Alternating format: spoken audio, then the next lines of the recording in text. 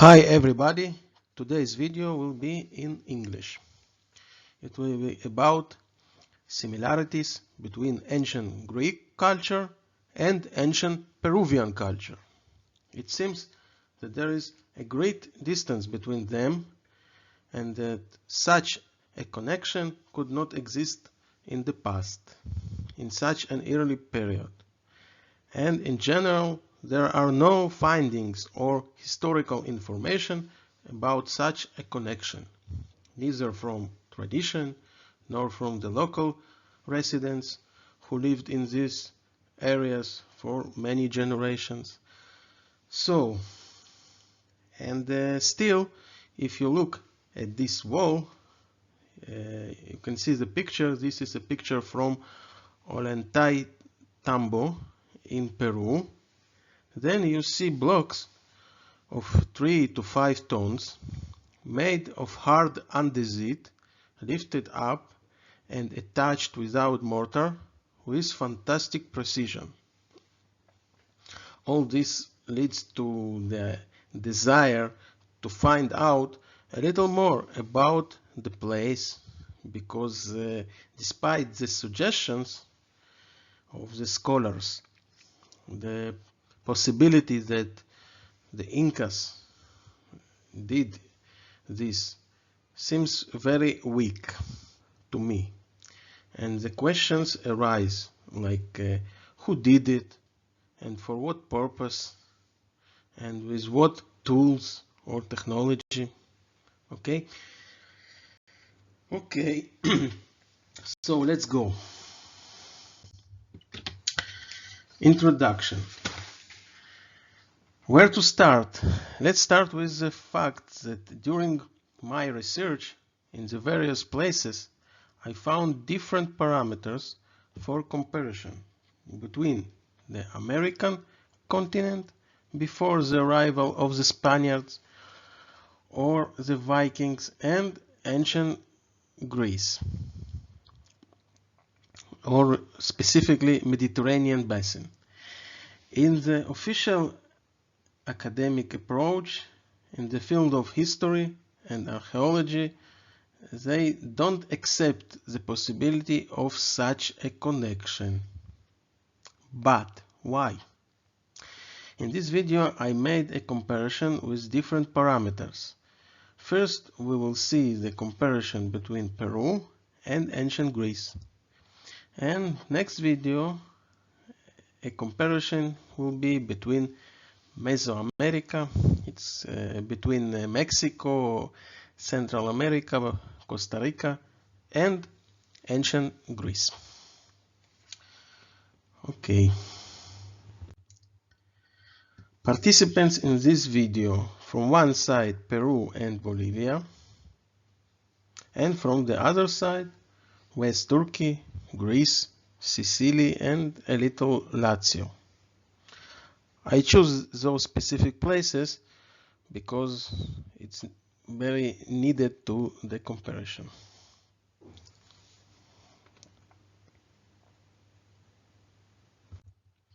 Okay,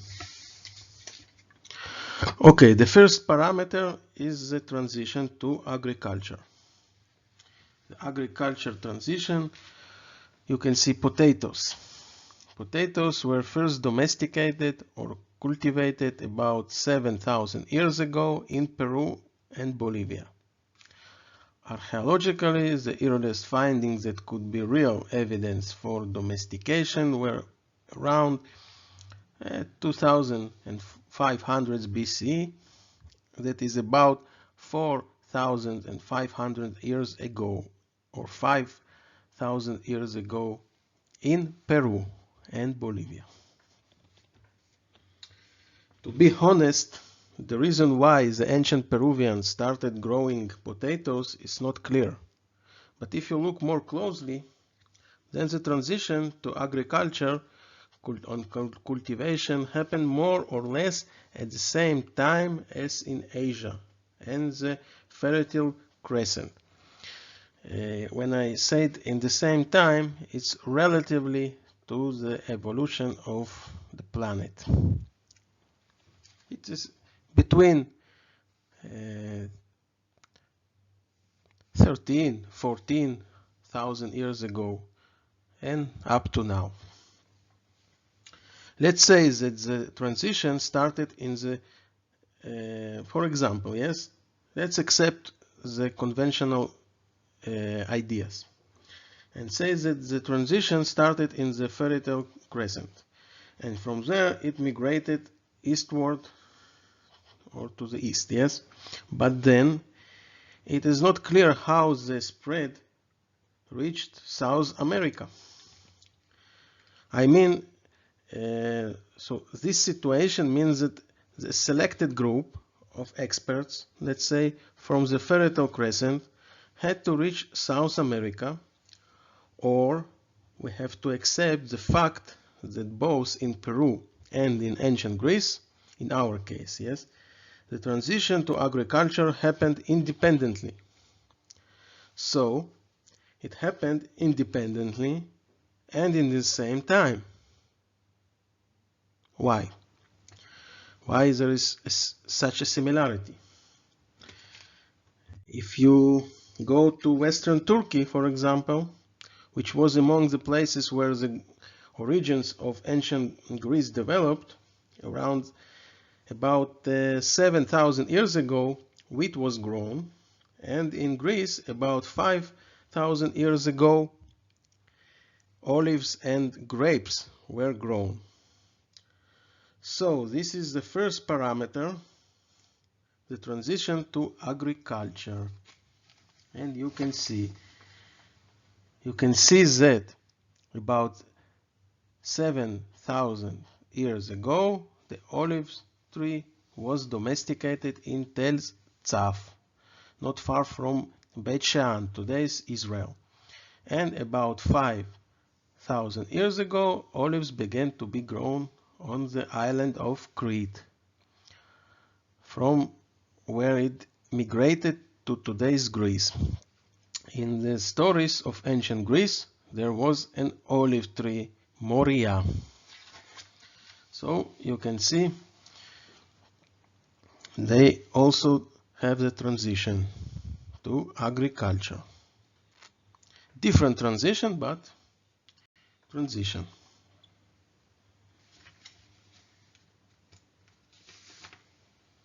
Okay.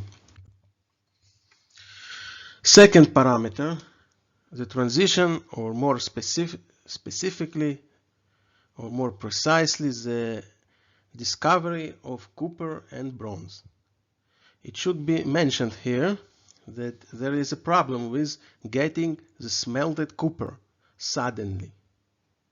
If we take a natural copper deposit, which is 99% copper, and throw it into the fire, open fire, we will be not able to get molten copper, because the melting temperature of copper is 1084 degrees, and the fire reaches a maximum of 850 or 900 degrees. But if we take copper ore, for example, in the form of compound with other materials, then in the smelting process the copper is separated from the materials, and truly a temperature of 850 degrees is enough. But there is a problem appearing here. In an open air fire, nothing will happen.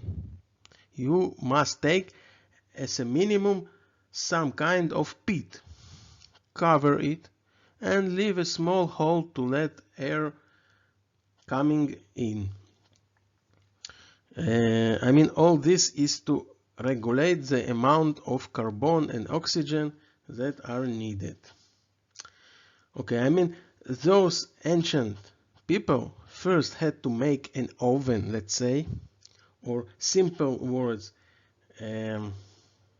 use a suitable oven that existed, and only then discover the copper or copper. In simple words, it is not simple process if you are looking for an incidentalist story of discovering a copper. And despite everything I have said so far, copper began to be produced in ancient India, in Iraq, Syria, and even in Turkey in the very ancient period, about 9,500 years ago. Later the copper or bronze moved to Archaic Greece, but independently copper or bronze began to be produced also in ancient Peru. Okay. Here you can see this is an example from the site called Pumapunku in Bolivia. Here at cramps is such niches, yes? They called cramps, which connected the blocks.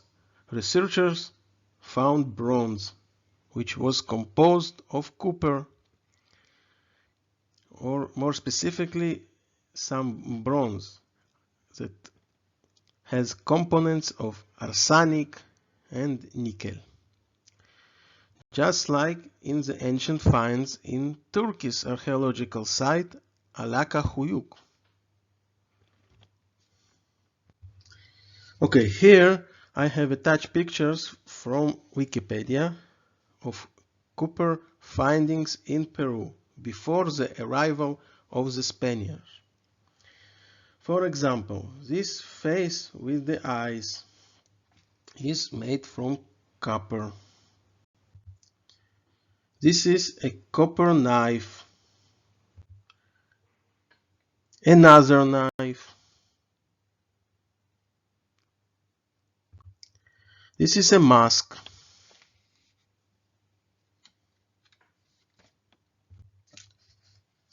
Here you can see in the top medical tool.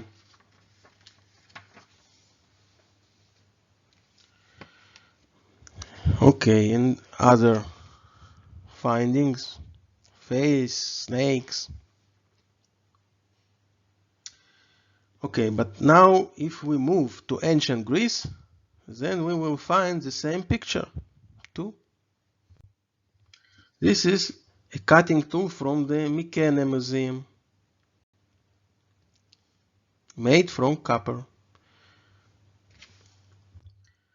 Here you see griffins from the museum in Delphi.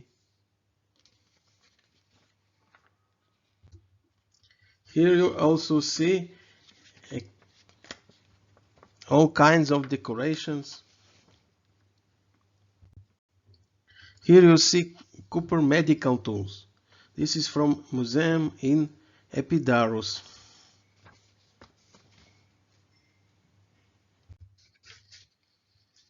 This is also a work tool from the museum in Agrigento in Sicily. And these are tools from the archaeological site of Naxos, which is located in Sicily and belongs to the first Greeks who arrived in Sicily in the 8th century BC.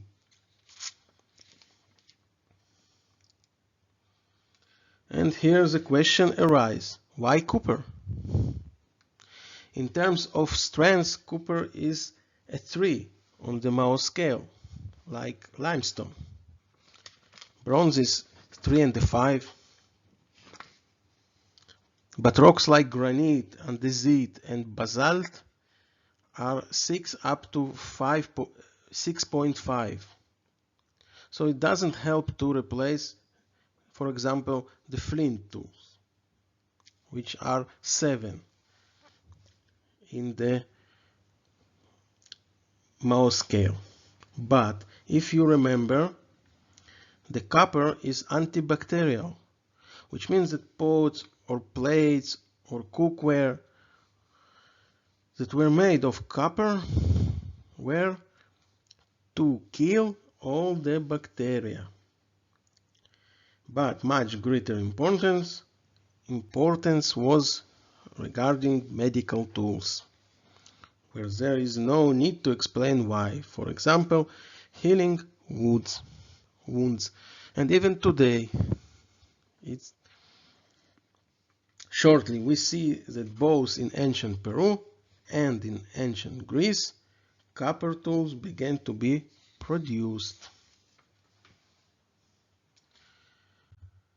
Okay, third parameter, many gods. Both in ancient Peru and in ancient Greece, there were many gods, and some of them are also very similar. Here is, for example, a comparison table.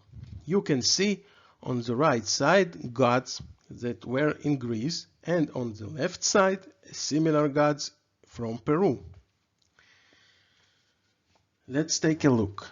For example, Mama Pacha was agricultural entity, and in Greece Demeter, agricultural entity.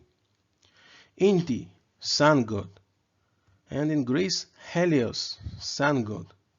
In Peru, Mama Kilia, moon god. In Greece, Selen, moon god.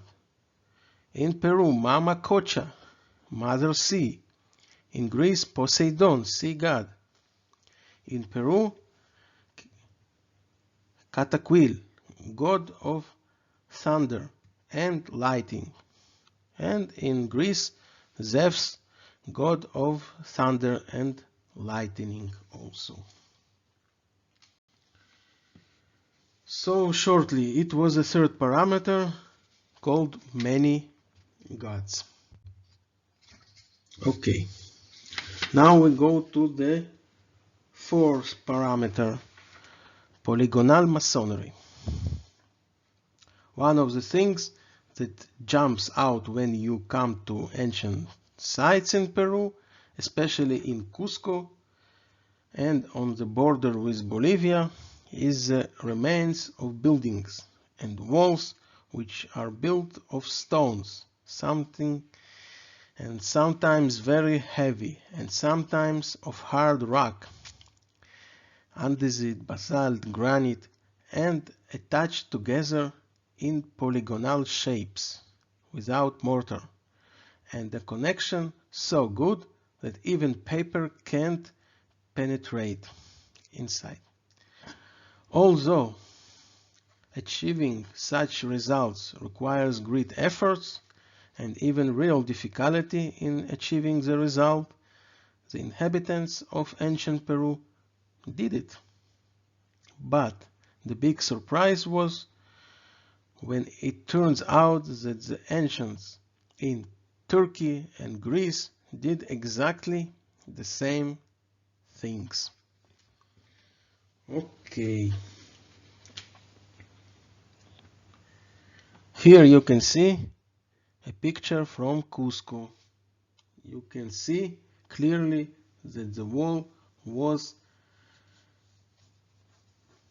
purposely made in polygonal shape and not by chance.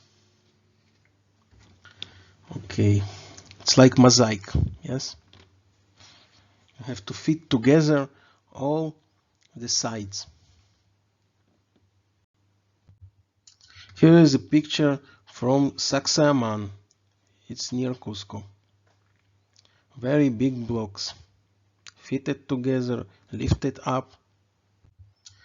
For example, this is also Sacsayhuaman, and you can see that in the second row from the ground, the block is weighted something like 5 tons. And in the third row, 3 tons. So you have to not only lift these big blocks up, you also have to fit them together. And this is a real problem. This is the picture from Ollantaytambo, also near Cusco. You can see how precisely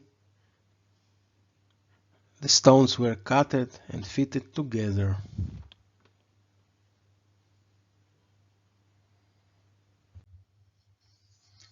This is also site from U.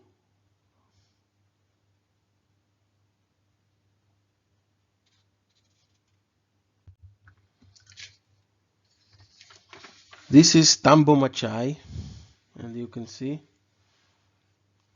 in the third row the quality. In the bottom the quality is less good.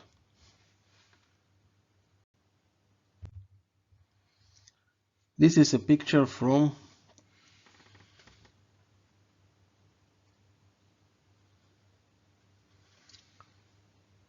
Pumacocha. You can see all these shapes and all these different geometries fitted together. This is andesite, and also niches, false niches. It's like false windows. This is also interesting picture, and you can see this wall in white color. You can see that the wall was built in polygonal shape, and the stairs were rectangular. It means that they did it in purpose. It wasn't by chance. And if you come closer, you can see the quality. As I told in the beginning,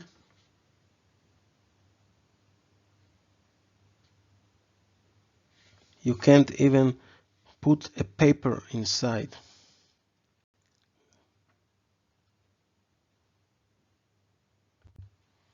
This is another picture from that side, this same side. This is niches or false windows. Look at them carefully.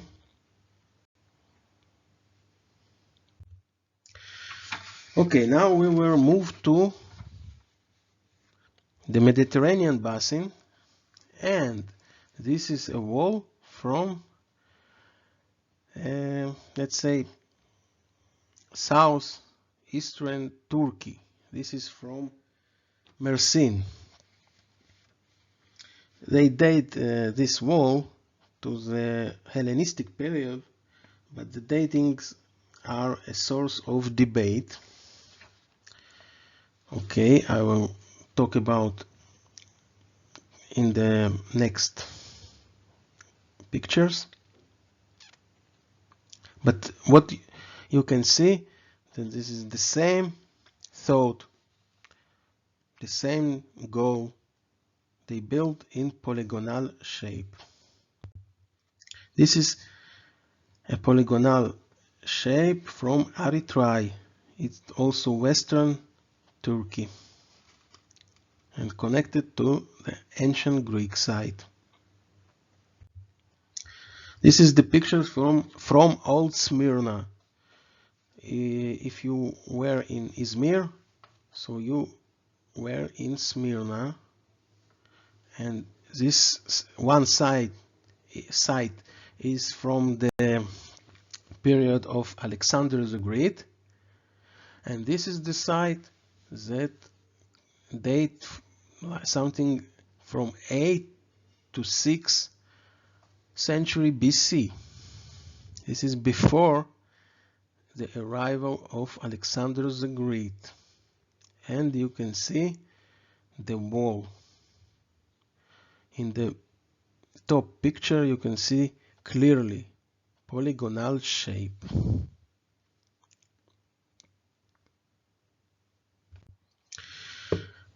This is from the site in Greece called Agaios Adrianos.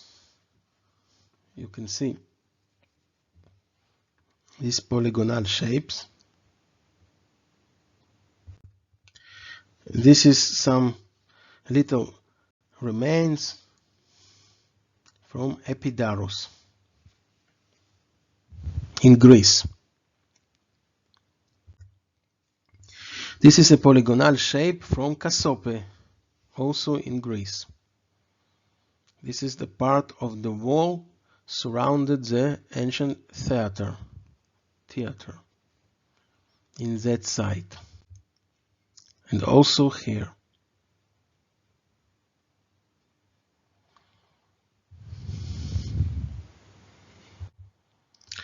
This is a polygonal wall from Necromation of Archeon. This site dates from 8th century BC, and the wall 4th century BC, and you can see this polygonal shape.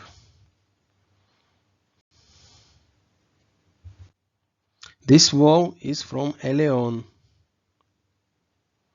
You can see these rounded blocks with all kinds of geometry, and all this they needed to fit together.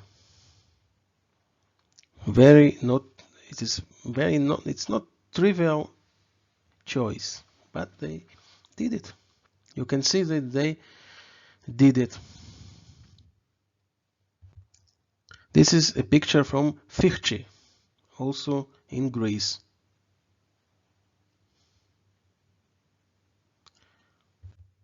This is another picture from Fichte.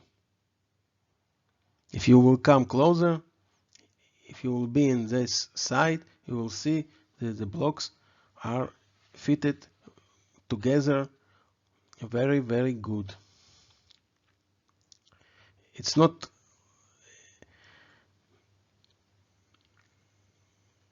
you don't see if from this distance, but you can trust me. Okay, this is a picture from Delphi. You can see another polygonal shape. This is picture from ancient Argos, also some polygonal blocks in different shapes fit together.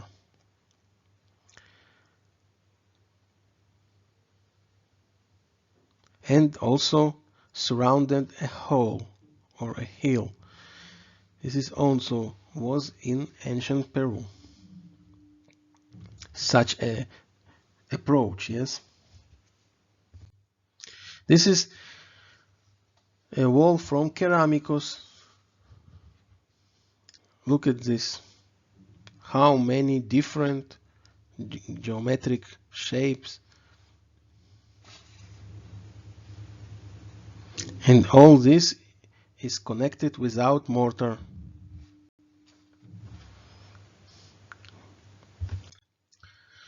Also, I decided to put the picture from Albania, also a period of ancient Greece. This is a picture from Naxos, and you can see this polygonal remains. This is from basalt, but this I think is Sakoria. This is soft stone. Also here.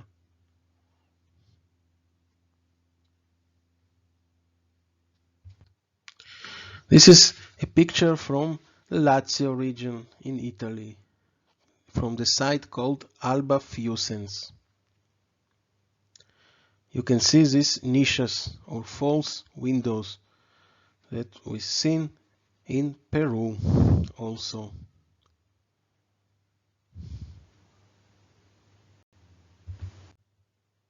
And I took a picture from YouTube that I liked very much. Okay, I will be honest. If there are any complaints, then I can take this picture down. I have enough pictures to show. But if it's not a problem, you can read Monte Perzio Cantone, photographed by M. Valent. And more information you can find in this link below. No, it's up. Yes.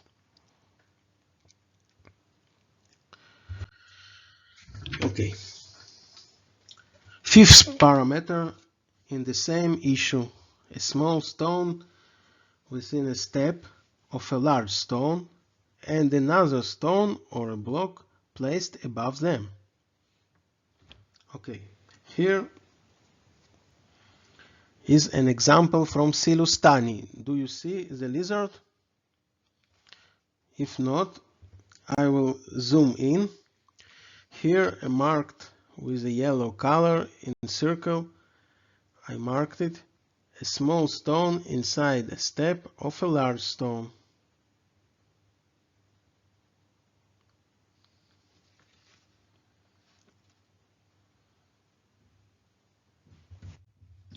Also here it is a wall in Cusco. You can see I have marked with black color, with circles, the small stones that are inside the step of the big stone. You can see two examples.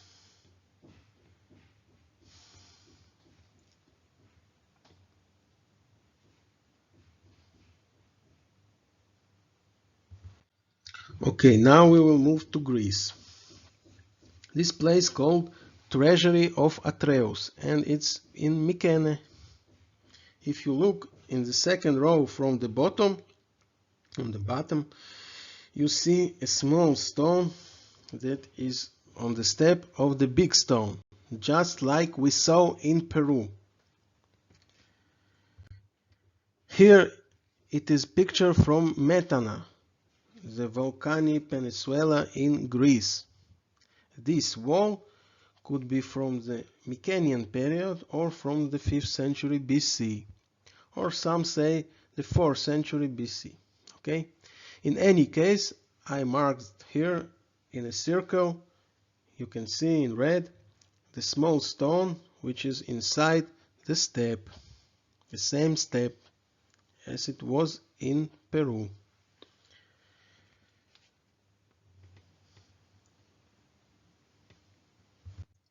And here the small stone is missing. Maybe someone took it out, yes? It is also Metana.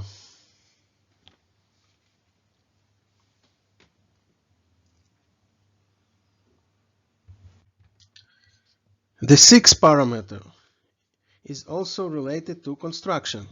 This is about so-called knobs. It's small bumps left on the blocks. You can already see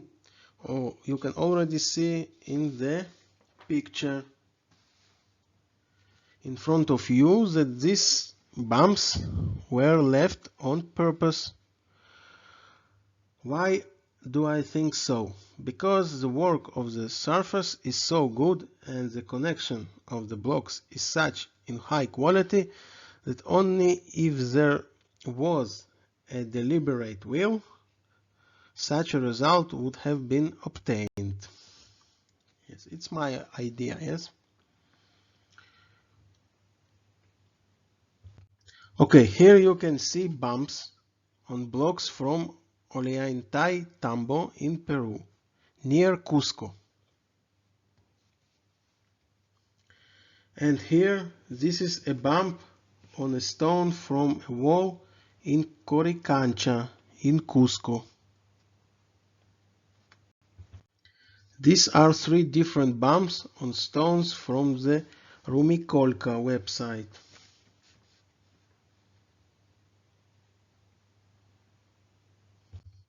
This is a picture from Silustani. Here on the left side you can see two bumps on each block. Okay, now we will move on to the Mediterranean basin. This is a picture from Eritrea in the West Turkey. The place was from its date from the Archaic Greek period to the Roman period. You can see I mark in circle in yellow. This is a bump on the stone. Okay. These are bumps on the foundation stones of temple from the 6th century BC. It's in Assos, northwest Turkey. Okay. These bumps on stones from the site of Belevi, located near ancient Ephesus, southwest Turkey.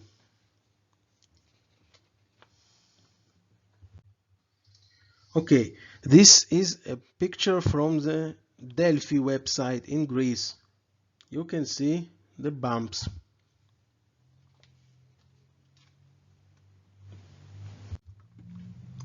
Here you also see bumps on the stones.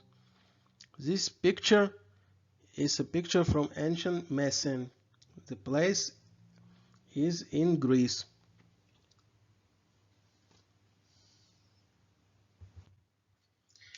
Here you see bumps on the foundation stones of a temple. This temple is from the archaic period of Greece and is located in Sicily. His name is Segesta.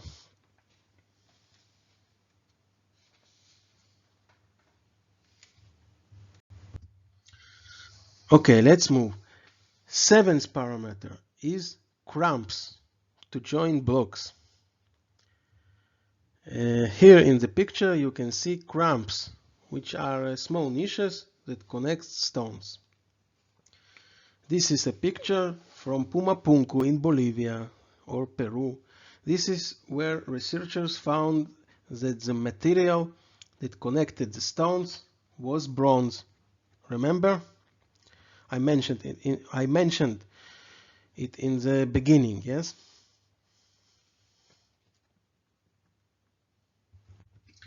These are also connections from Pumapunku in Bolivia or Peru. This is a picture of a niches from Ollantaytambo in Peru near Cusco.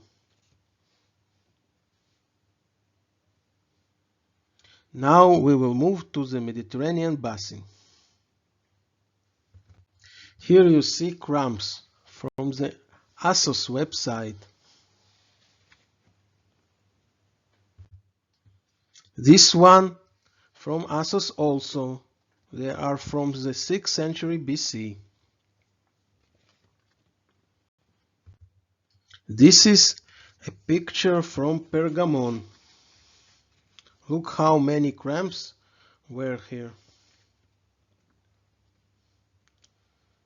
This is a picture from Eritrea. Here you also can see those cramps.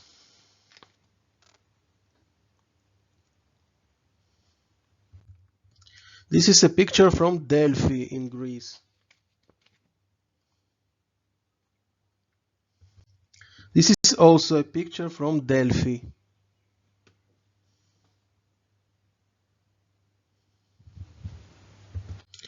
Also, this is picture from Delphi too. It is from the remains of a temple that was here in the 4th century BC. It is outside the site itself. Even the metals that connected the blocks survived, you can see.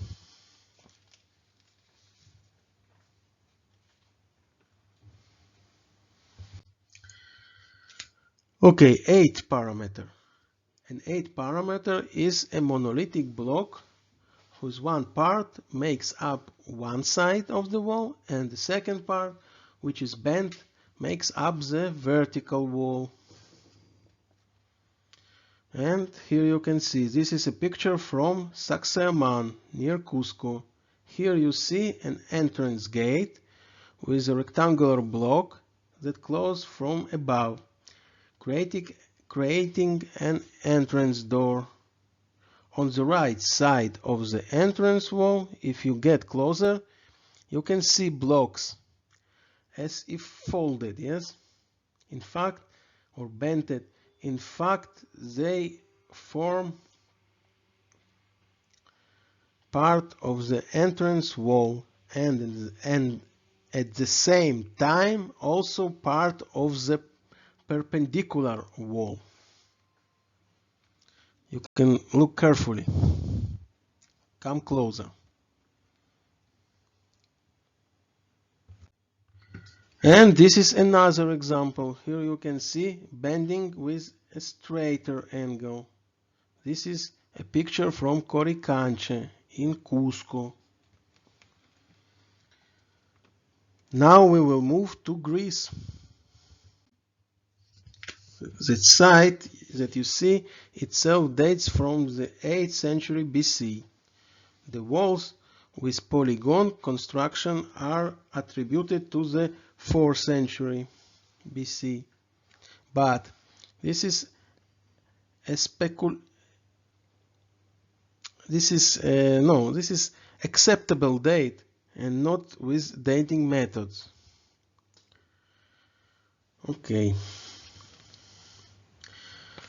And about the picture, here in the picture you can see on the left a block in the center that at the same time forms part of what was an arc and a polygonal wall which was perpendicular to it. Look carefully.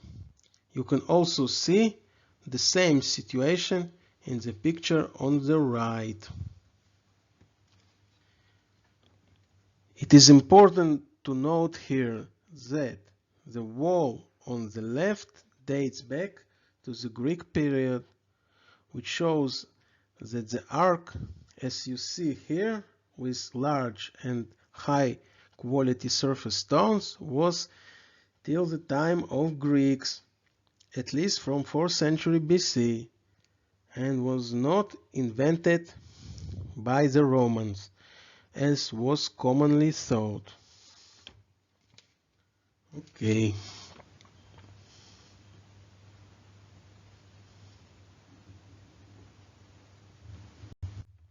Here you can see a picture from Pergamon. It's at the entrance to the website on the left side, yes, when you come. You can see a slightly different example of bent stones.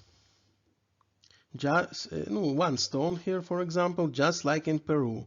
Here you see one block of brown andesite, which seems to be bent, forming part of 3 walls at the same time: the right wall, the left wall, and the vertical wall that connects them.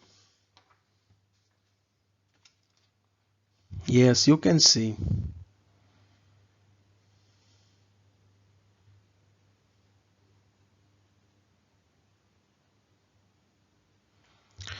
Okay, 9 parameter. Signs of strips on stones.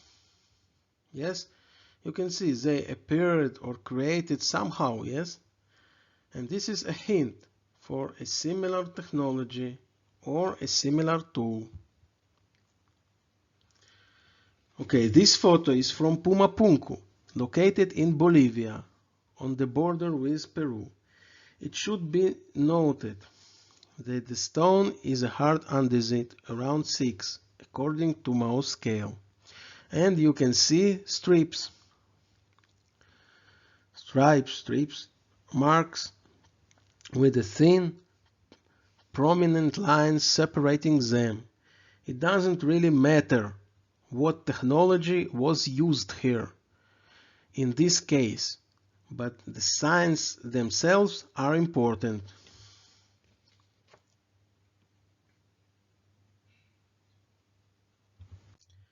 Here is the second part of the same element, and you can see the same strips. Now we will move to Western Turkey, to an archaeological site that dates back to the Archaic Greek period, Pergamon. You can see small columns here. They have exactly the same signs. Here too. Surprise, yes? It is andesite, brown andesite.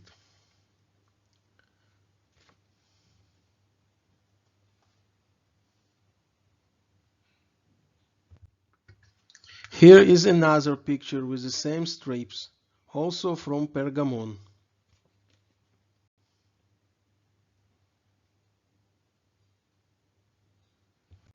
To show that this is not a coincidence, here is another picture. This is from the archaeological site Assos in western Turkey. The site itself dates back to the 6th century BC, Archaic Greece.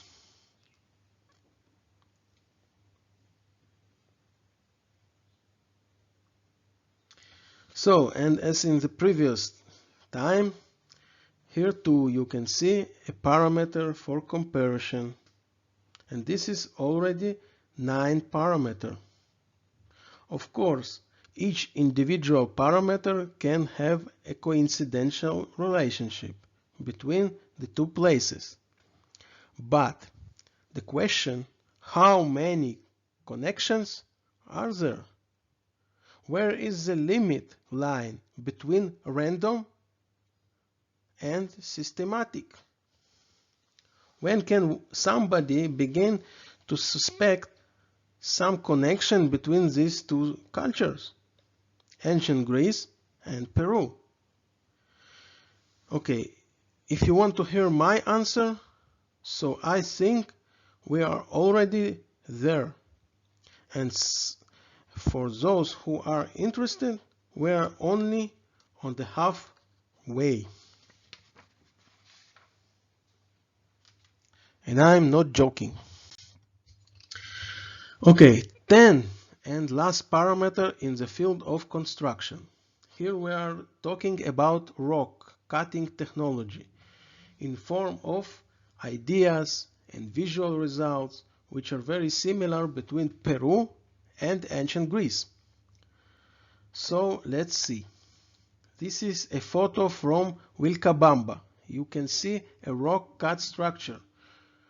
What they have created here is a sort of stepped ramp, a little rectangular thing, and a little rectangular thing up the ramp on the left side. Yes. Here we see an attempt to create stairs in the style of quarrying and not building.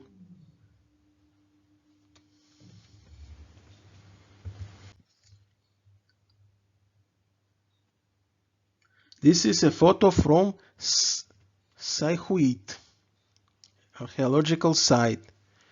You see here a clear geometric shape, all kinds of quarry-style steps, and even small steps that look like stairs to climb.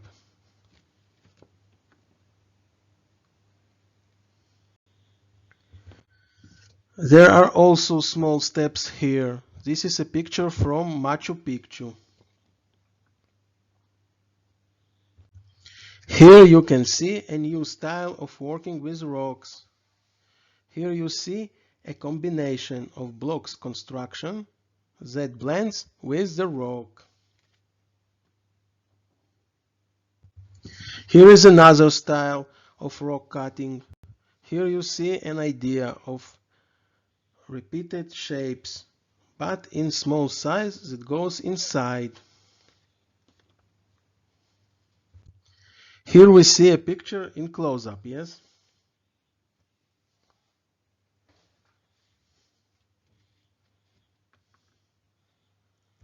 And this is the same only for the door frame, for example, yes? You can see this long cutting shapes. Okay, now we will move to the Mediterranean basin to ancient Greece to see the comparison. For example, Pnyx, which is in Athens, right next to the Acropolis. You can clearly see a cut in the rock in a clear geometric shape, creating a stepped ramp with something rectangular in the center, just like it was in Peru. You can also see that they carved steps to go on up and not just building them.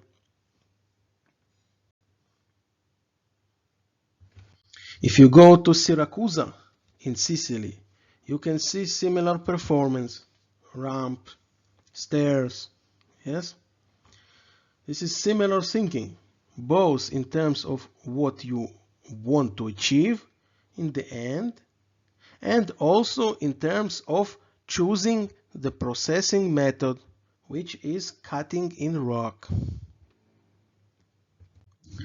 This is a picture of Metana, the peninsula in Greece. Here you can see the wall that was built above. As it blends into the rock, just like we saw in Machu Picchu.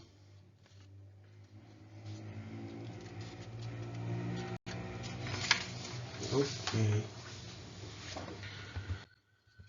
And here, this is a familiar image to archaeology enthusiast, Mira. Yes, you recognize it. The city of Lycia people. It was carved into the rock and has a connection to ancient stories in ancient Greece. Here in the picture you can see something that look like windows. In the beginning they were false windows. You can see it clearly.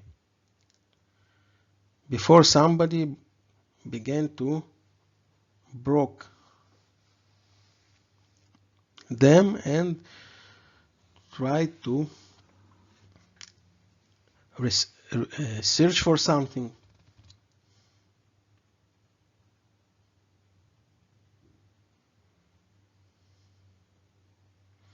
And those windows are cut into the rock in a repeating way with size decreasing in the middle, just like we saw in Pumapunku.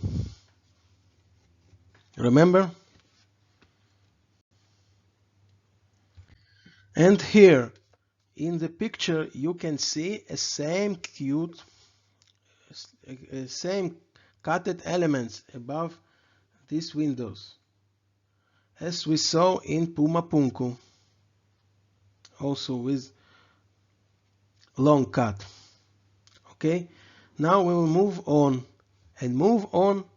to next parameters, artistic design, and with some specific ideas, something else, not connect to structure.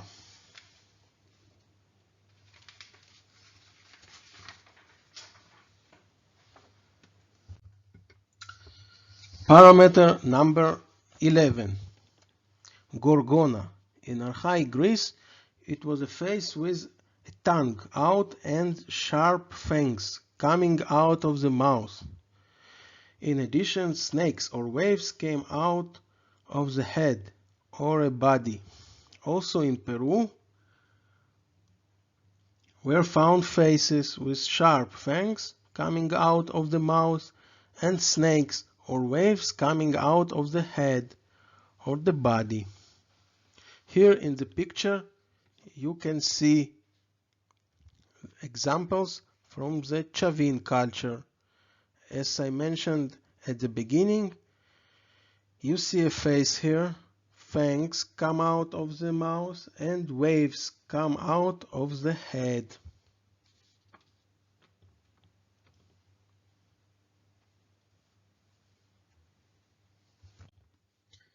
Here in the picture you can see examples from the Chavin culture also.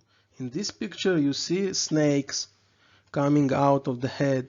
From this you can understand that waves and snakes probably had the same meaning.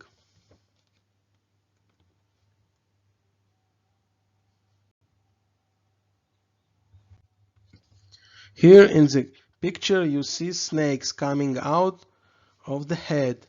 The stone is granite.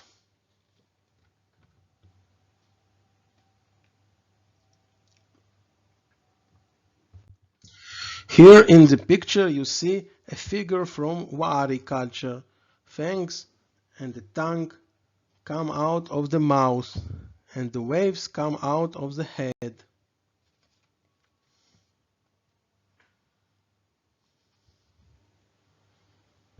Here you can see faces very similar to humans, with fangs coming out of the mouth and waves from the head.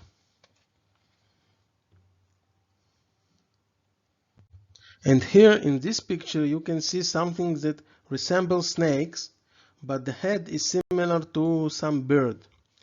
These are pictures from a moon temple of the Moche culture.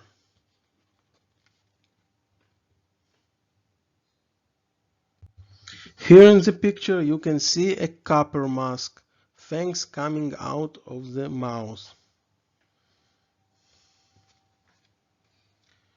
Okay, now we will move to the Mediterranean basin. Here are pictures of Gorgona. Here in the picture you see a face, fangs come out of the mouth and waves from the head.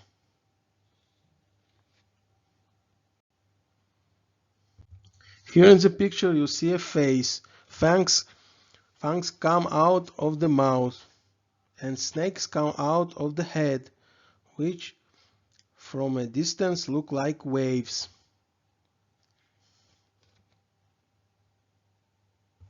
Here too you see a combination of snakes and waves. For those who were skeptical about the snakes, then here is a picture with clearly snakes.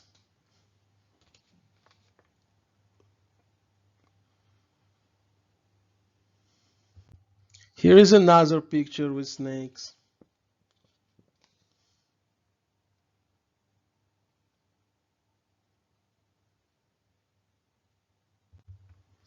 And this picture I wanted to show you because it is made of copper, just like we saw in Peru. Here, for example, waves come out of the head.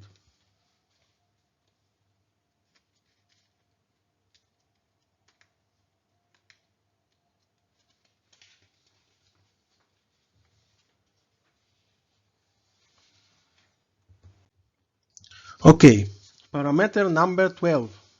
Parameter number 12. This is a very special parameter. I tell you, because it is the one that changed the overall picture for me and brought me to the understanding that in ancient times there was an understanding, I think so, yes, of the universe that surrounds us. Okay, here in the picture you can see a sequence of waves. And here is a close-up picture. They have a wave design with spikes in the shape of triangles, but what is important here is a twist in the center. Look carefully, yes? You can see the twist in the shape of the Latin letter S. We will see this design in all kinds of styles later.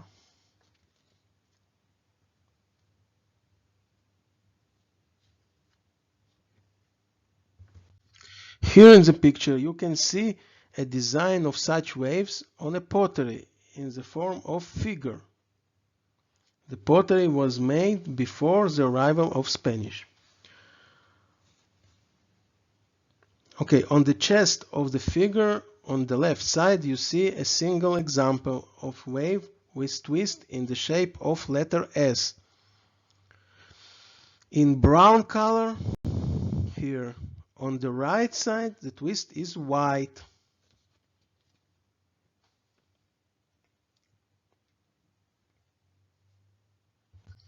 In this picture the twist is white. Okay, now we will move to Greece.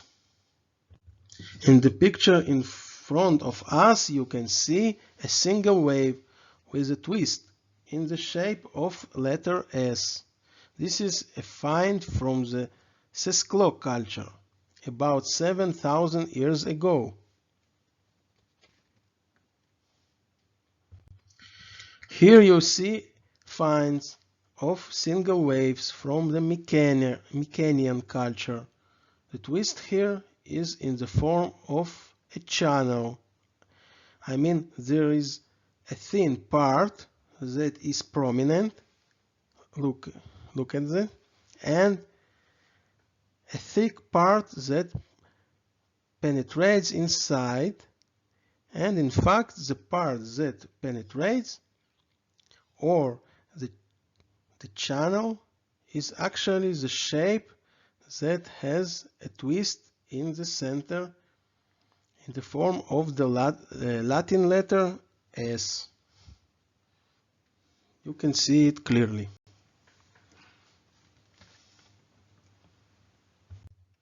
Here you see a sequence of waves with a twist in the shape of letter S also. It is from Mycenaean culture also.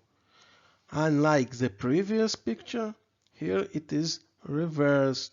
The thin part is twisted in the shape of the letter S in the center.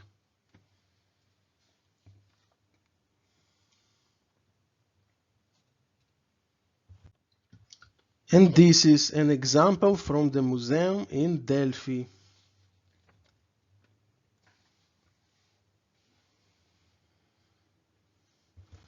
Here we see an example that is very similar to what we saw in Peru.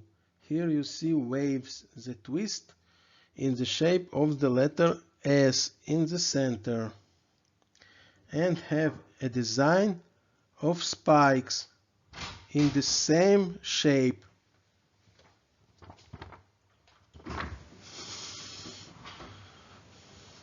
Or triangles, very similar to what we have seen in the Moon Temple, which belongs to the Moche culture.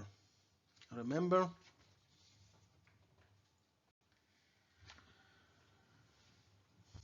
Here you also see a sequence of such waves.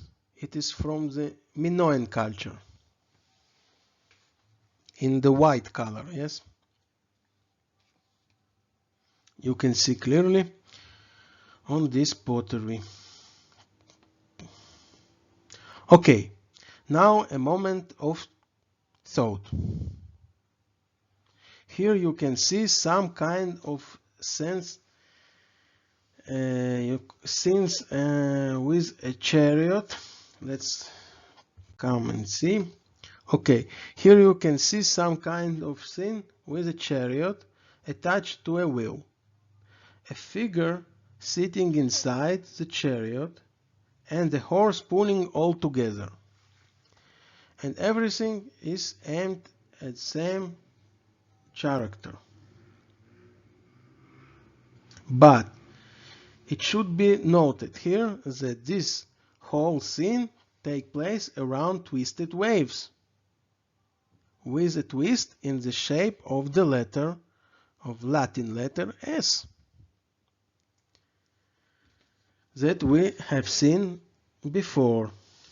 If you dive deeper into the scene, then you can see that the wheel of the chariot is actually the sun cross. It doesn't matter if the cross is the earth or the sun. What matters is that this scene is planetary scene and take place in space. Then the question arrives, what waves are there in space that they have a twist in the center in the shape of the Latin letter S? Okay, this picture will give us an answer. I think so, yes. You can see on the left side waves from the Mycenaean period, and on the right side waves, which received the modern name gravitational waves. It's like in the story of Little Red Riding Hood. If it looks like a wolf and it sounds like a wolf, wolf, wolf, then it's probably a wolf. Or in our case, if it looks like gravitational waves and it's found where gravitational waves should be, then it's probably gravitational waves.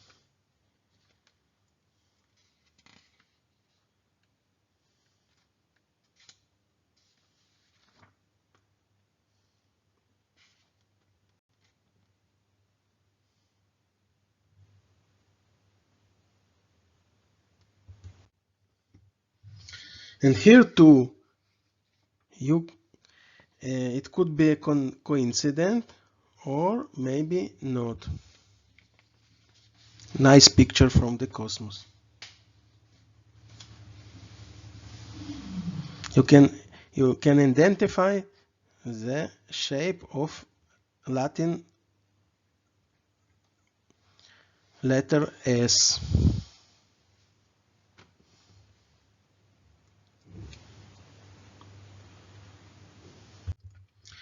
Okay, parameter number 13. Here too we are talking about waves. Waves in a certain style. In this picture on the left you can see waves with a white color. On the right side you can see similar waves on a base on which the man with the bird sits. The waves are also in white color.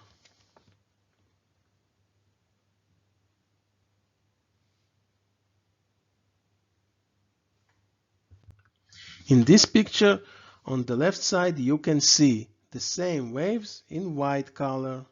They are on the basket or bucket, which is on the figure's head. On the right side you see the same waves in white color at the bottom of the picture.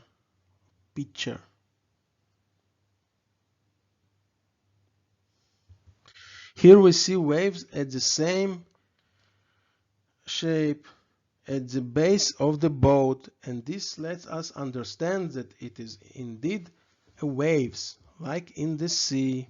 So the concept of a universe that resembles the sea, that was waves in it, was also here just as it was in ancient Greece. Now we will move to the archaic period in the Mediterranean basin. Okay, here you can see waves in a very similar style on the pottery. Here you see white waves under the figure of a man and the bottom of a fish. Here you can see white waves with black figures or black waves with figures.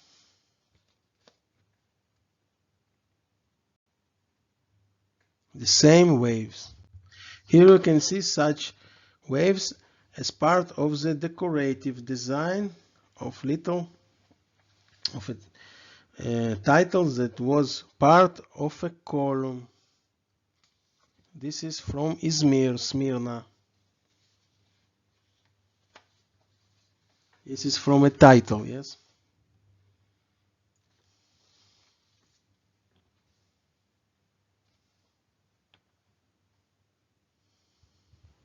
You can see those waves.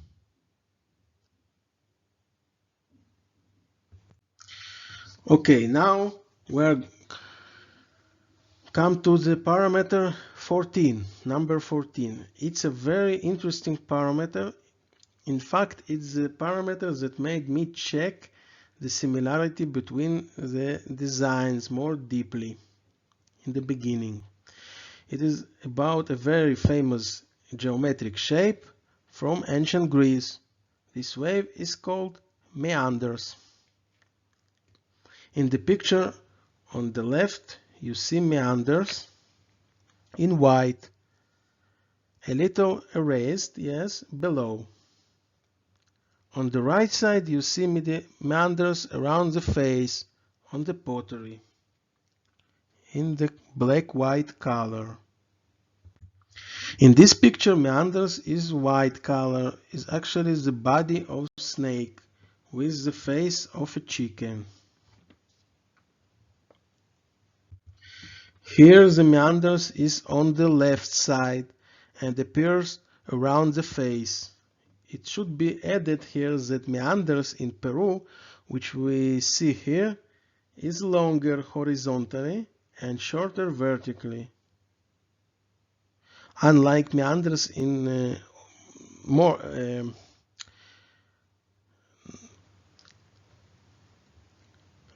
unlike meanders in Greece, most of them, yes, which almost all the time have the same length and height. I mean the same proportions. Here on the canvas there are meanders in green on the right side, you can see, as part of the snake's body.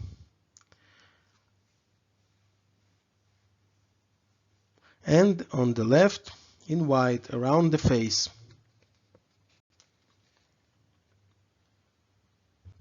Here the same, on the left side in white and the bottom of the picture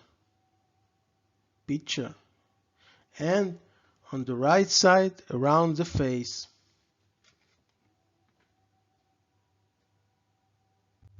In this picture you can see meanders just below the circles. This is a close-up of legs from Tiwanaku archaeological site in Bolivia.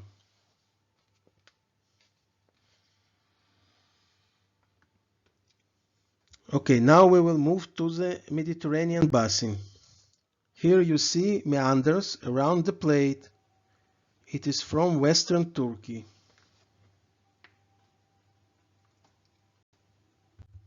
This is a picture with meanders from Izmir, western Turkey also.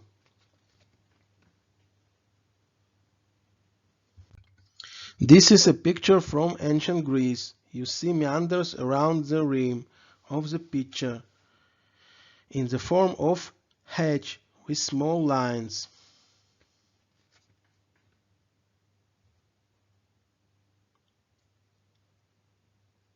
Here you see meanders from the Mycenaean period around the pottery.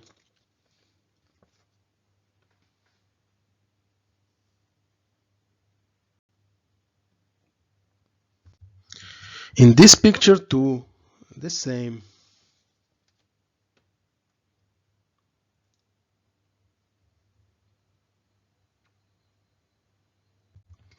Here you see meanders from an archaic period.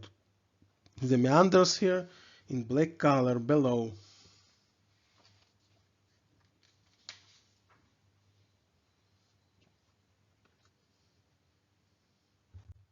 And here you can see meanders around the plate as part of decoration. But not only.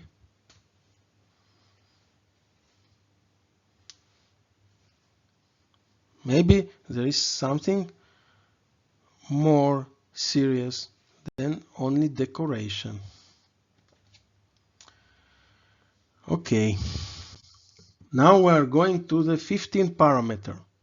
15 parameter, I called it for short, chessboard. This parameter is more interesting. Sometimes when someone says both here and there they draw trees, then scholars will say there are trees around both here and there, hence the similarity. But there is no chessboard in nature, so where did the ancient people get the common idea of drawing a chessboard on jugs, plates, and other pottery in such an early period? and in different distance, a long distance.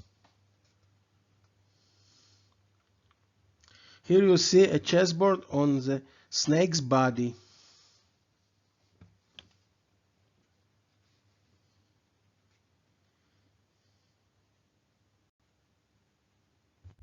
Here you see a chessboard on the head of this character.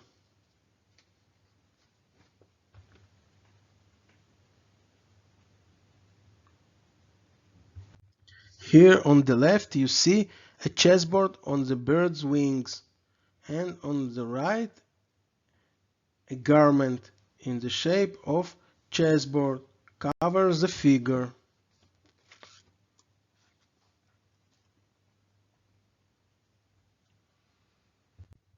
Here the black and son of the animal are in the shape of chessboard.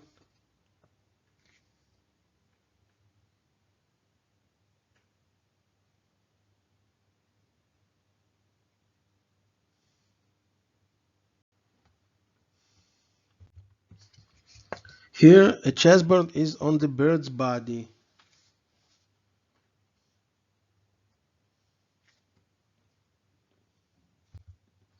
And here you see a chessboard on the pottery from Nazca culture.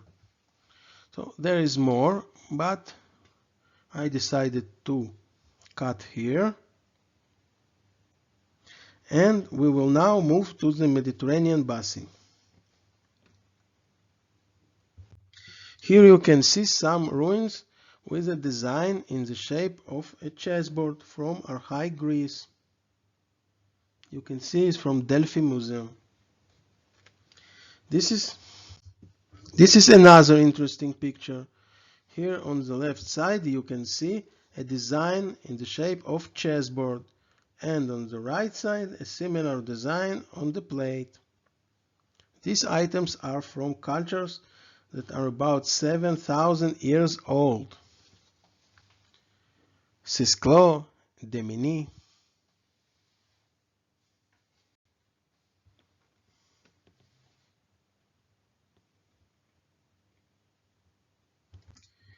Here you can see a piece of pottery with chessboard design on it.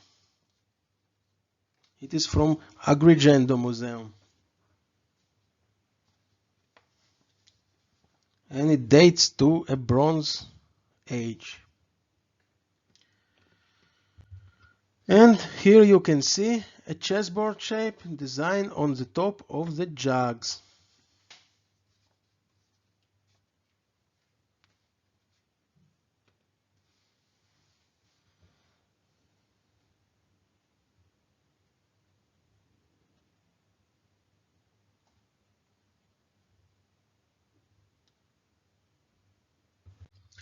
Okay, if you're still with me, okay, so we are going to the 16th parameter.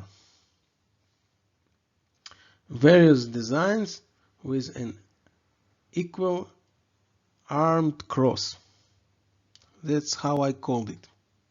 Here in the picture you see equal armed crosses and square dots in the four corners. The head was found in the private collection of Peru and belongs to the Wari culture. Here you see equal armed crosses with round heads in the four corners.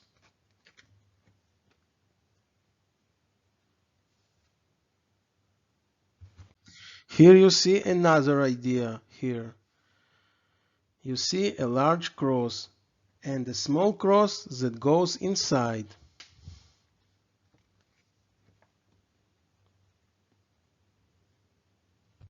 Here you see the same thing, except that the outer cross is wide and the inner one with thin lines. This is from the Inca period, the last before the Spanish came. Here you see another idea. Here you see a garment with thin crosses that covers the figure. All these pictures are from Peru. Okay, now we will move to the Mediterranean basin. Here in the picture from the museum in Izmir, Western Turkey, a cross with square dots in the four corners.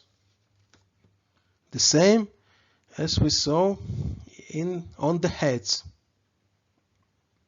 in Peru. Here is a pottery vessel on the lid of which an equal arm cross was drawn with dots in the four corners.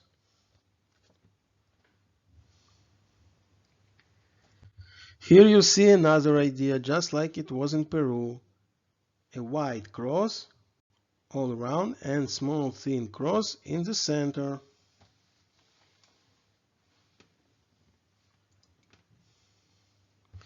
And here a garment with thin crosses that covers the figure, just like it was in Peru.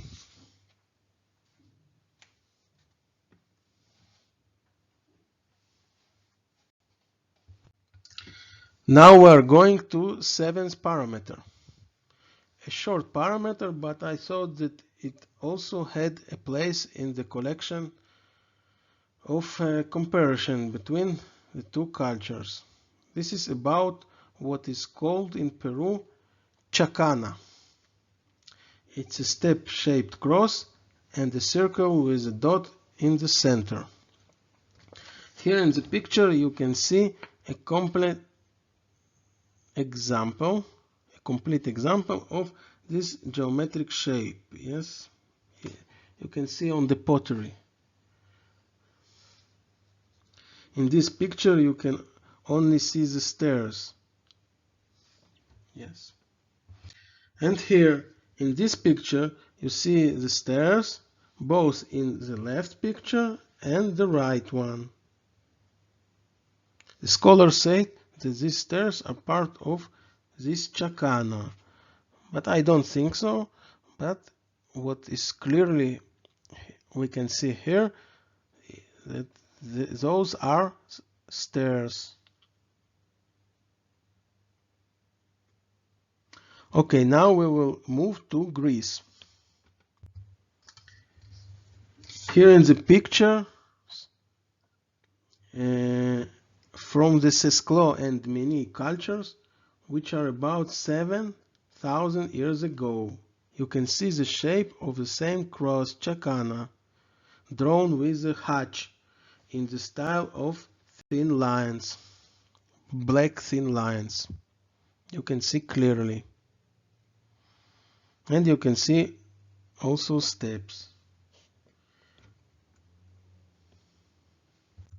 And here in brown you can see stairs.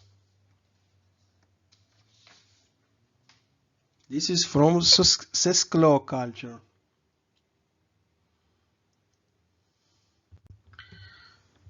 Okay, now we are moving to the 18th parameter. This parameter is a square wave with folds at the edge. Reminds the number 5 or 2 lying down. Here in the picture on the left you can see a series of such shapes, one after the other, like a chain. Yes. On the right side you see a single wave. I marked it with a yellow circle. Here in the pictures on the left and right you see a series of such waves.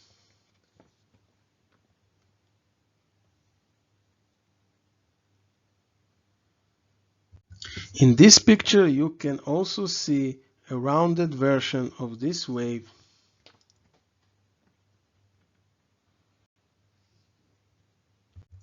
Here is another such example. Okay. Now we will move to the Mediterranean basin. Here in the picture you see Gorgona.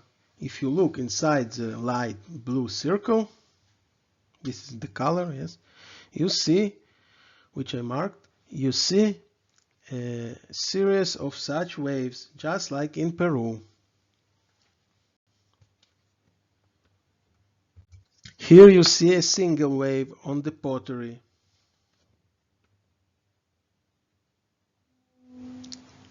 Between the crosses. Here you can see a series of such waves on the neck of the eagle head.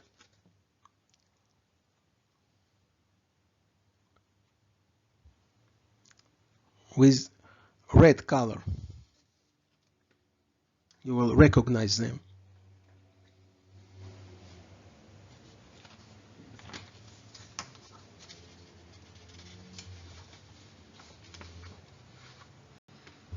And here is a rounded version of this wave, just like it was in Peru.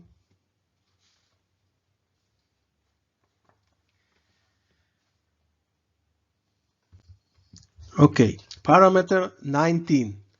Two waves which twist like braids. They are called galosh. Galosh. Okay, in the professional language, yes, the shape can be found in almost every ancient Roman mosaic as a frame. It should be mentioned here that in nature snakes met in this way, but we saw that snakes and waves had the same meaning, so maybe here there wasn't imitation of snakes in nature having intimate relationships. Maybe there was another idea here, maybe related to the movement of photons around us. If you will search in internet, you will find that the movement of photons reminds us of some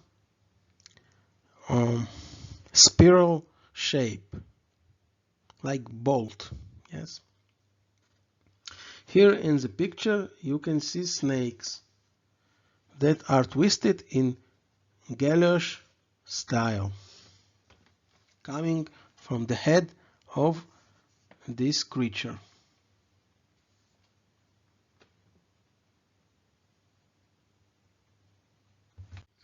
Here too you can see that the figures are in the shape of snakes, twisted in the form of galosh.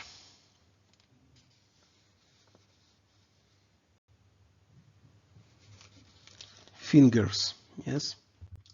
Here, unlike what we saw before, there are no snakes and the twist is made between two waves. Again, you can see that snakes and waves had the same meaning.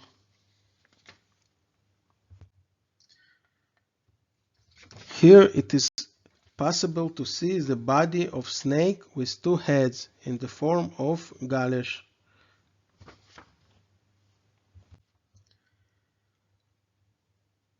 Here you can see galosh with straight lines, like rhombics. Here too, galosh is with straight lines surrounding the jar or jug.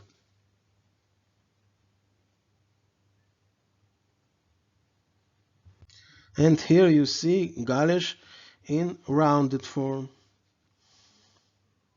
Okay, now we will move to the Mediterranean basin. Here in the picture you see galosh on pottery from western Turkey. Here you can see galosh on the top of this pottery. Here you can see galosh on a sarcophagus, also from western Turkey.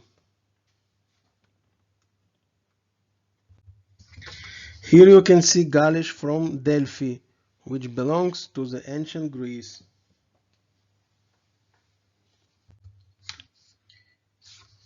Okay, here you see Galish on Mycenaean pottery, also ancient Greece. And here you see Galish on Etruscan pottery, ancient Greek style. Here you can see Galish on the arm of Gorgona. I mark it with a circle, bright blue color.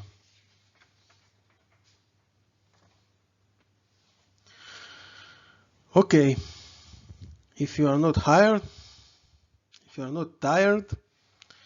so let's continue. Now to the parameter number 20. Snakes in Peru as in ancient Greece. Snakes in this culture were very popular. Popular. Here I wanted to present a similar scene in both places. Same idea, yes? It is an allegorical scene where Hercules in Greece or someone else in Peru, let's say, fights with the snake. You can see in the pictures, also from Peru and also from Greece, that the figure holds the snake and wanted to kill him. Here is a picture from Peru. You can see that the head of this snake reminds dragon. And here is a picture from Greece, a very famous scene. Hercules killing the snake. Hydra. Okay.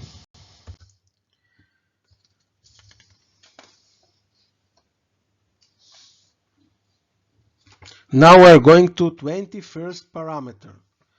Spiral.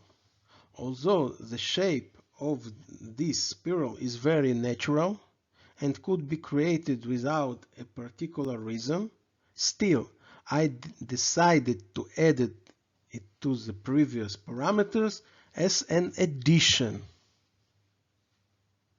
Such a spiral shape can be found in snail, in a swirl of water, in various plants also, but in all the examples I'm going to show you, there is no snail, no flower, and no water. Here in the picture you can see a spiral of the animal's body, on the animal's body, yes? And here on the left side you can see a spiral in the creature's tail, in the end, in the edge, and on the right side on the head of the picture.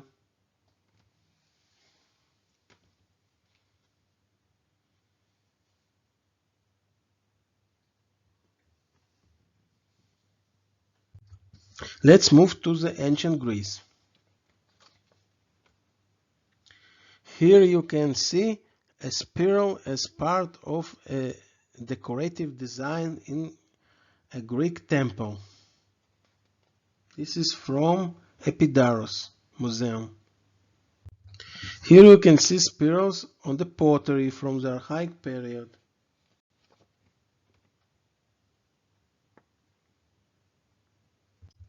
Here you can see a spiral on pottery from the Etruscan Museum in Rome.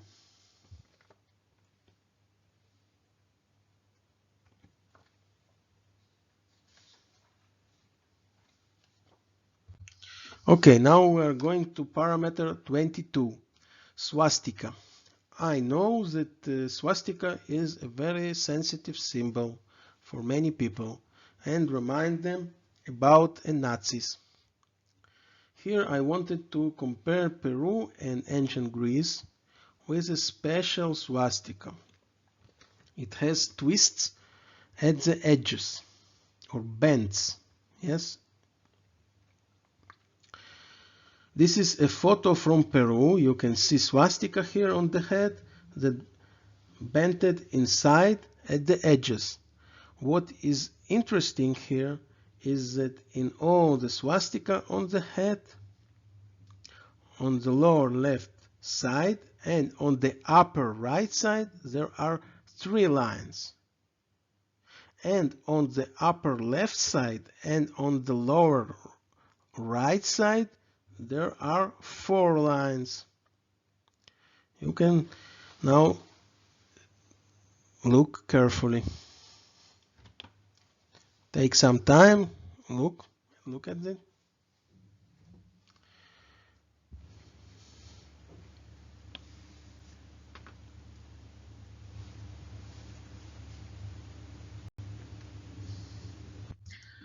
And this is a picture from Greece. And you can see here that there are 4 lines in all 4 corners. In any case, the same, or the idea is quite similar. And it's the same shape in fact. Yes, I don't need to tell you, you can see it very clearly from the pictures. Parameter 23, a special type of head. It should be mentioned that of all types of heads which look like heads that can be worn on the head, here is one, a very unusual type. The head resembles an umbrella. There is a kind of thin base that comes out of the head and something like a half moon on it. How can you wear something thin on your head? Yes, this is a question. There is a certain idea here that does not fit with a normal head. Maybe something allegorical. Here in the picture, on the left, you can see a thin head coming out of the head. On the right side, you can see a similar head, which is on the head of this allegorical chicken. In the brown, yes?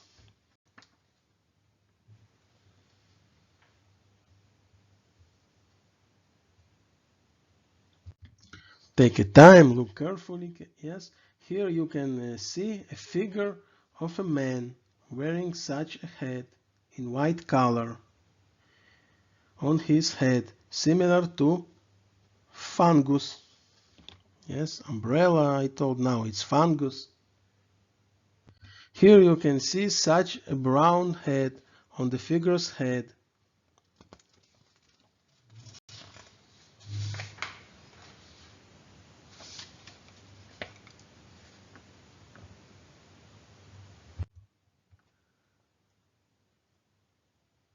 Okay.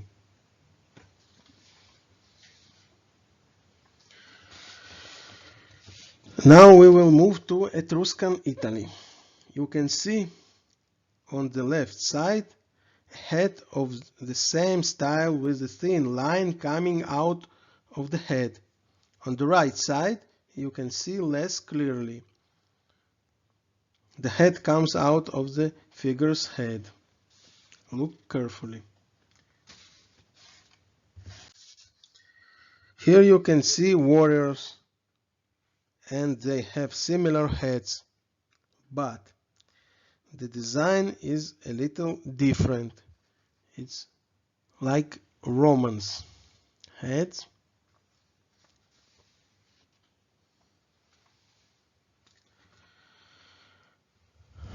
But don't worry, here come my favorite picture, and here it's 1-to-1, just like it was in Peru.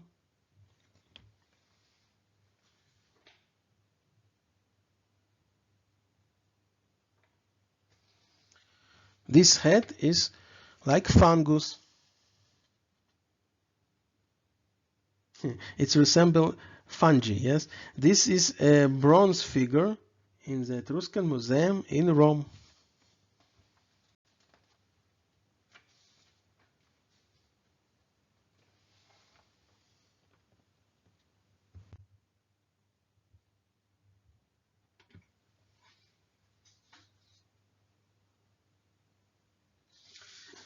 Okay, now we are going to 24 parameter and a last one. We are going to see one last parameter to compare the two places, Peru and ancient Greece. Here I wanted to show a similar use for the purpose of illustrating ideas in those ancient cultures in the combination of humans and animals. Here in the picture on the left you see a human figure with a head and wings of chicken. In the picture on the right you also see warriors with the head and wings of bird. Take a time and we're moving on. Here on the head, here you see a head with a creature with wings and 4 legs on it. This is mythological creature. You don't have birds with 4 legs in nature. Okay. And here on the left side you see a deer sitting in a posture with legs crossed like humans. The deer holds its hands as if praying. On the right side, the deer is doing some boil work.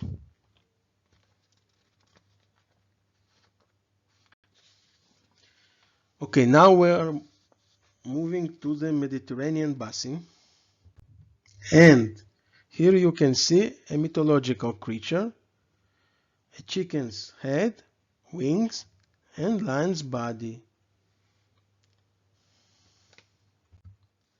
Yes, here you can see clearly. Also, you can see a similar creature. He got the name Griffin. Here you can see a figure of a man with a chicken's head, just as it was in Peru. And here, like the deers in Peru, the black horse kneels in human form. The head of horse and the body is behave like human. Okay. So what do we get?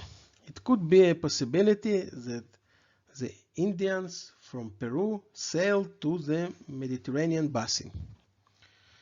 This possibility is weak because no remains of such long and complex voyage or sailing ships have been found. There is a possibility that they sailed to South America from the Mediterranean basin. But who was it? Before the arrival of the Spanish, there were Vikings, but Vikings did not come to South America, and they did not have a culture similar to what we have seen in those comparisons. There are alternative suggestions heard from many years that the Romans reached the America continent. In general, such a thing could be. Why not? The Phoenicians sailed to distant places, and here about 900 years later, it is very possible to improve the abilities.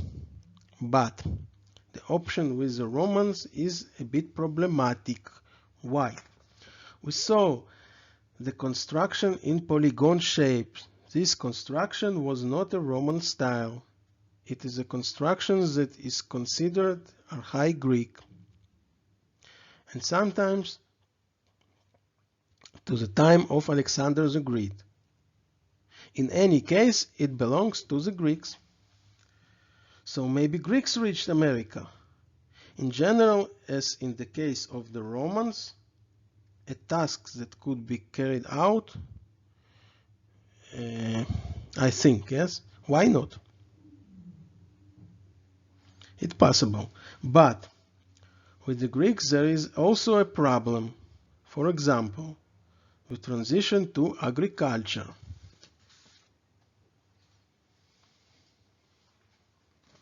In Greece, they grew, for example, olives, grapes, and wheat.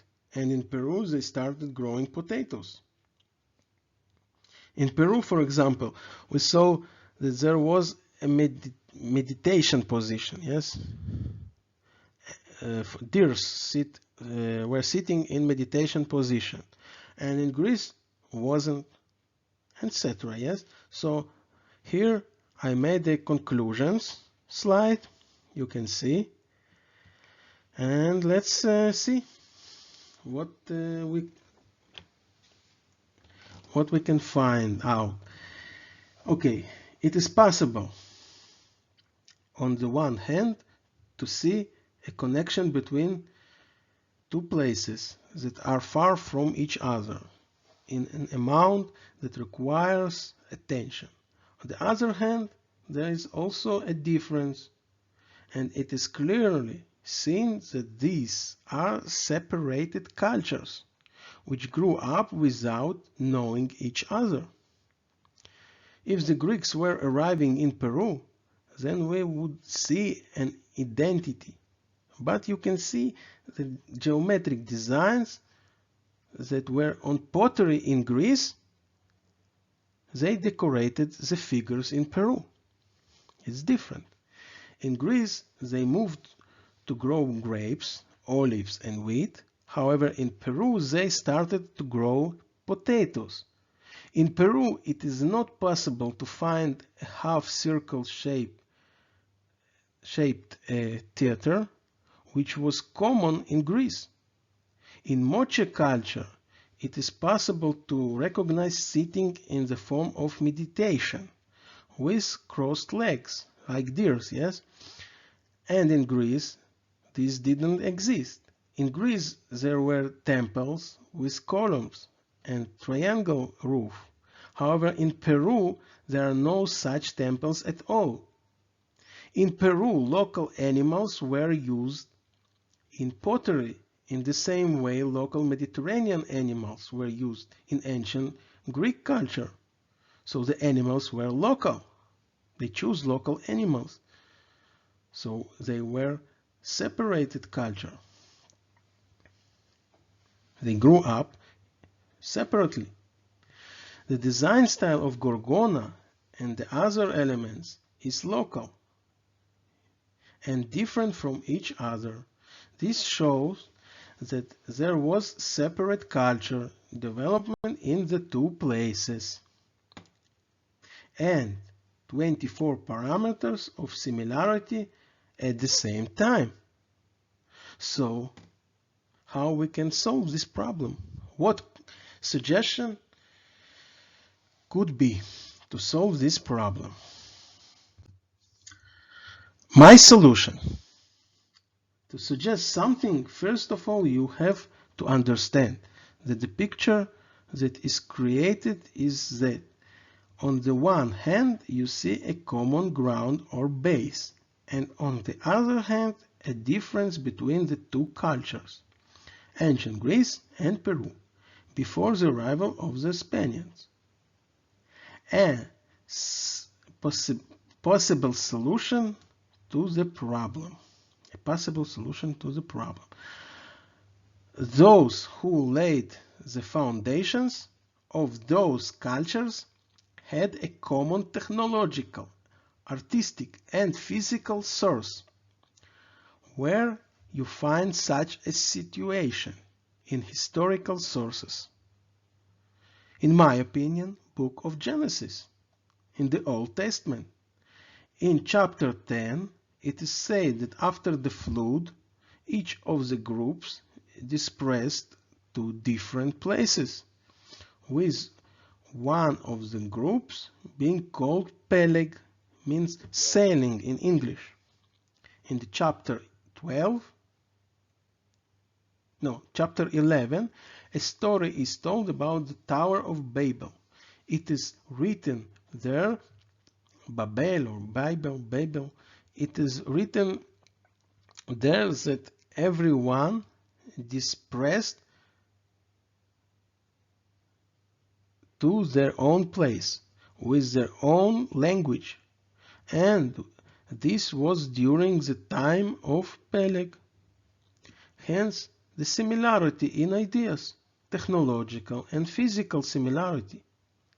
But because these were not all the groups, then we also see differences.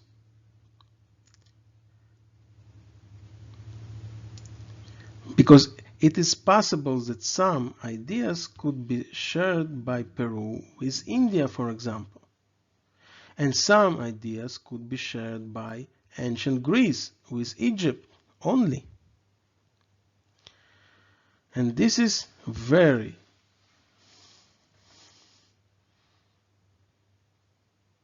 similar to some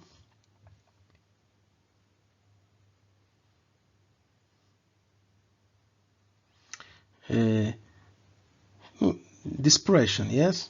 People dispersed to different places. Okay, this video has come to the end. I very appreciate you, that you was with me all these 2 hours listening to me. You can watch this video again and again and write to me if you have some comments. That's all. Have a good time. Be healthy. And there will be a peace. And I appreciate you. And goodbye.